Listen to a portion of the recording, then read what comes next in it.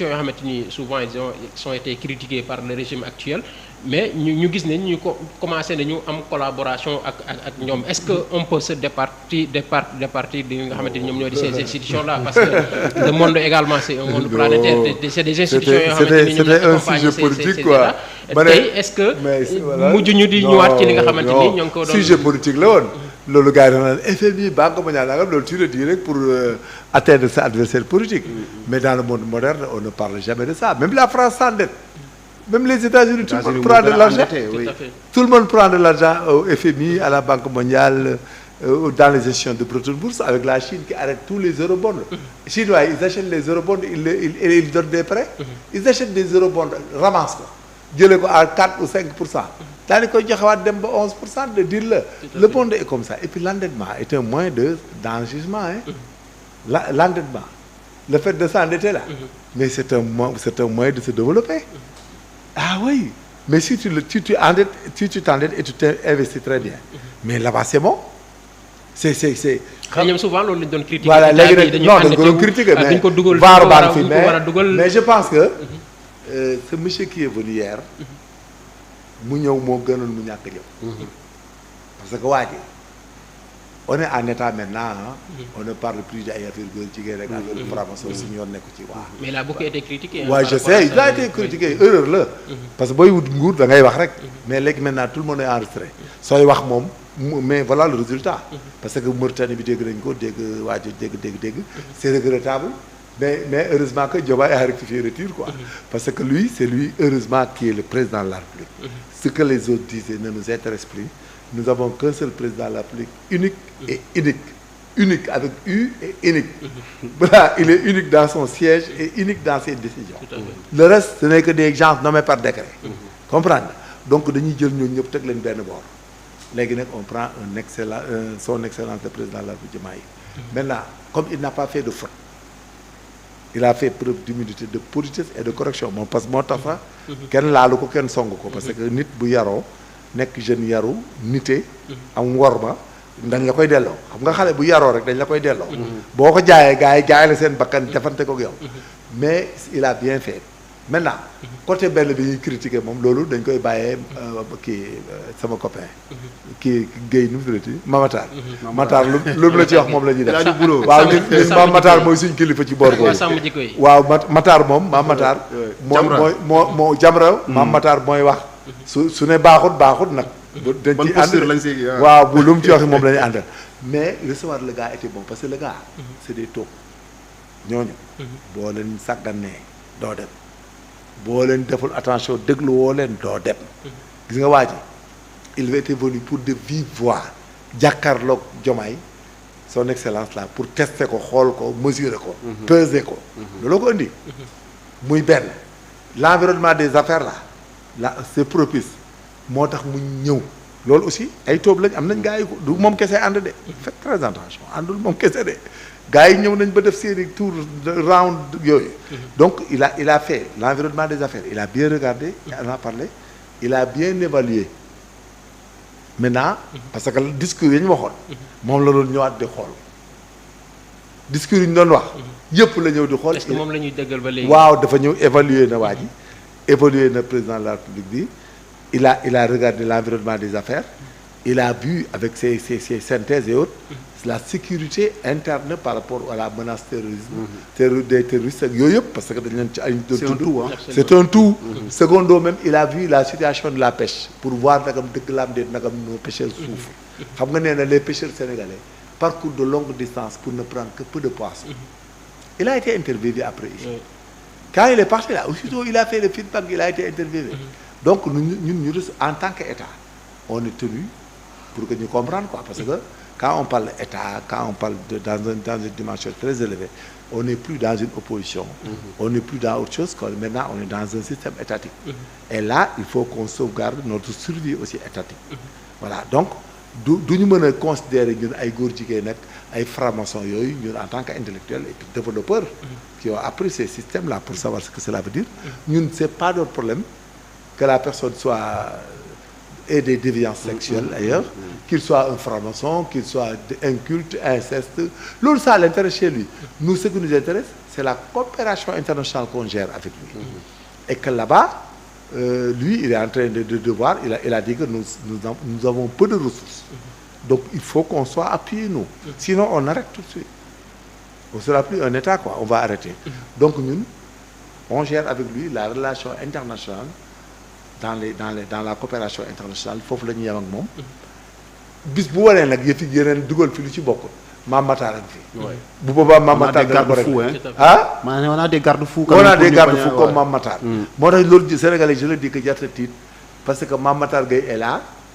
il est outillé, il comprend et il surveille mais nous sommes dans un cadre étatique présentement et nous gérons la relation et la coopération internationale parce que il faut mu ñëw valider ñu waaye dafa ñëw pour valider ñu qu'on soit très prudent et très clair. Il est venu pour nous valider pour que les gars yi di ragal institutions internationales yi les bailleurs de fonds, les investisseurs, les businessmen étrangers pour que mu ne leen le Sénégal est sûr, c'est important. Secondo mu ñëw évaluer les nouveaux chefs, ce qu'il disait par rapport à aujourd'hui. Donc on a élu un président qui s'appelle Diomaye et lui il est dans les bonnes dispositions et c'est lui qui décide. Donc il n'a pas de problème. Il est même prêt à une coopération gagnant-gagnant. Voilà. Donc loolu Diomaye lay évaluer et c'est lui qui décide mu ne leen c'est bon, le Sénégal est sûr parce que le nouveau dirigeant, le nouveau chef, c'est le président de la République, il accepte, il veut que tout soit orthodoxe. C'est ce qu'on appelle l'orthodoxie. Vous venez, vous investissez, vous gagnez ce que vous avez gagné, vous payez ce que vous devez payer et vous partez avec vos biens. C'est ce qu'on est en train de chercher. Donc loolu la moo tax adduna bi dafa nekk niveau boo xam ne dafa am yu bari yoo xam ne bu sa yoon nekkee rek da ngay am problème voilà boo ci dugalee sa loxo ak sa yoon ñoom da boo fi tuddee lu ci bokk même affaire yooyu ñu wax ay borom ñaari tur yooyu yëpp ñu ci dugal tudd ko ci. Je suis désolé mais finalement c'était pas décent. bon parce que li gars yi doon wax ki ko waxoon wax na ko. wax góor jigéen yi martelé c'était pas bon. mais malheureusement le coup est déjà parti parce que maintenant on est en électronique mais. Heureusement que Diomaye ne l'a pas dit et c'est lui le président de la République. On se base à ça et on se barricade à ça. Il est en train de bien parler, il est en train de bien se comporter. Moom moo ñu intéressé. On n'a pas affaire avec un autre.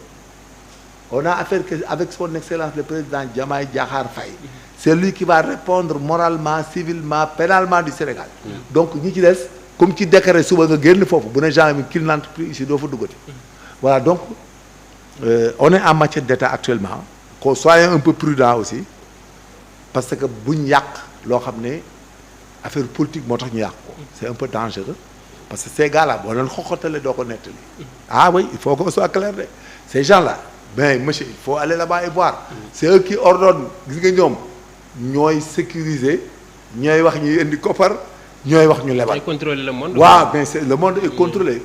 góor jigéen contrôlé wul monde bi ñii c'est des institutions financières internationales c'est des institutions internationales yu marché ñun état lañu suñu yoon ci franc-maçon suñu yoon ci góor jigéen léegi nag bis bu ñu demee nag ba jéem ci boole lu ci bokk wala di régler ay fi góor jigéen wala régler leen. mais est-ce que tey état yi mën nañu xam loolu ba tey ba pare di wax souveraineté nationale parce que pour nga pour am souveraineté nationale dafay nekk loo xamante ni xëy na lu ci ëpp doo ko basé wu ci li nga xamante ni moom moo. wax la war rek ñu tudd mooy mais loolu ay wax kese la tudd Sénégal fii 1 franc faraanu fi garant fii bu weer bi dee nee naa la ñun on doit utiliser 105 milliards par mois pour fay kese te courant ndox ñëw gut ak papier ak yeneen détail non yooyu ay wax kii la ñun on vit avec des OP des ordres de paiement boo gis nga ñooñu ngay régler les institutions européennes Schengen ay Bretton Woods FMI nangam dafa am volet yoo xam ne ay volet traitement salarial la bu gis nga bu recette yi matul le mois mais BCEAO day jox OP dañuy wax ak ñoom ci BCEAO dañuy waxal BCEAO joxe ay ordre de paiement on paye tous les fonctionnaires yow doo ci comprendre dara mais fekk ñun on a que 60 milliards ou 70 en attendant de combler mais dañuy fay ñooñu garanti ko moo tax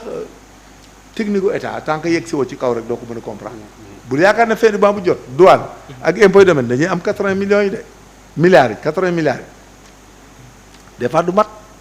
su matul nag dañ koy systématiquement dañ koy combler par ce qu'on appelle des ordres de paiement les banques ñoom seen yoon nekku ci c'est quand la BCEAO donne l'OP l'ordre de paiement livre d'or day jóge ci banque ci pétavin virement yi fonctionnaire yi waa jóge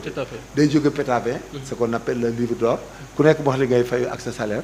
bu ñëwee ci banque bu nekk jël virement yi BHS ubbi livre bi fay ak xaalisam day dem BCEAO rek BCEAO jox ko lu mu fay BCEAO jox ko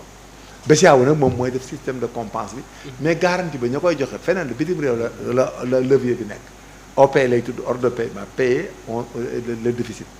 dañuy fay ñëw taxaw moo tax doo gis Macky Sall bi nga xam ne il connaissait les mécanismes là doo gis jamais problème salaire retard nga yaakaar ne koppare daa matul de Moustapha du mat jamais da nga yaakaar ne weer ak moroom rek ni Sénégal mën nga fi recouvrer 100 milliards non c'est pas vrai mais on appelle du revolving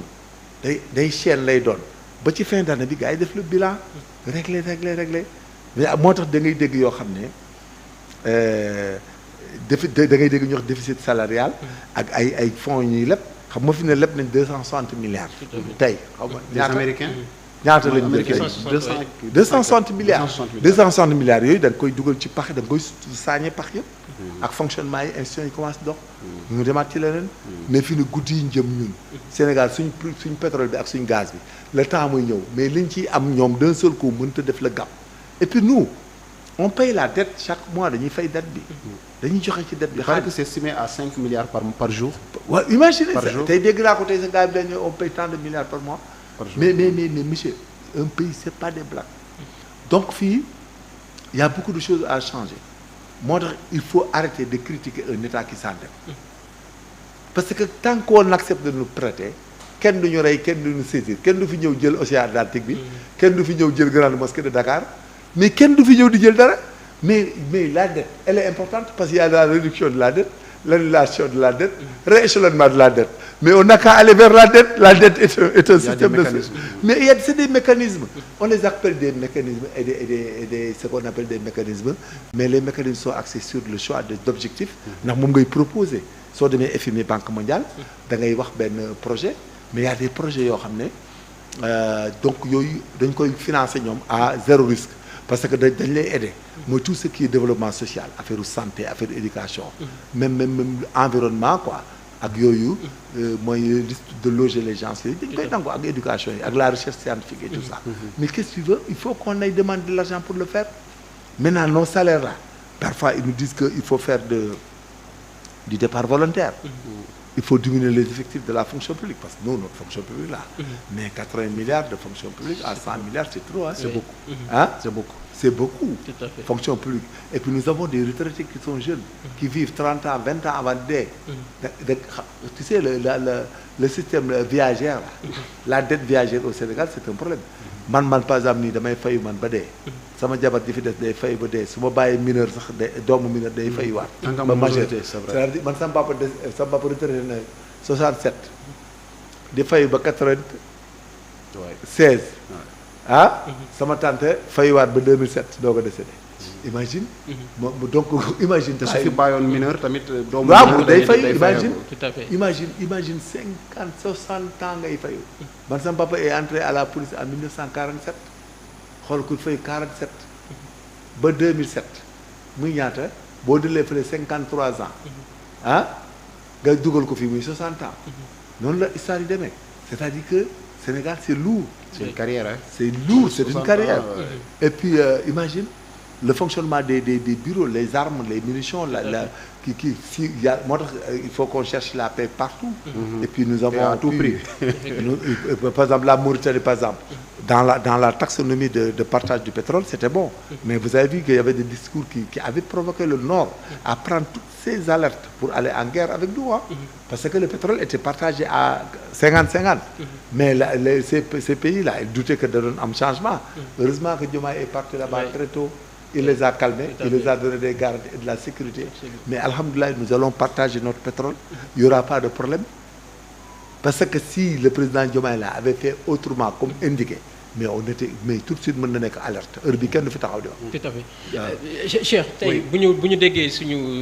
major li mu wax suñu invité mën nañu jàpp ne tey on est très loin d'être un pays bi nga xamante ni suñu souveraineté mën nañ ko téye parce que bu fekkente ne dañu continuer di endetté wu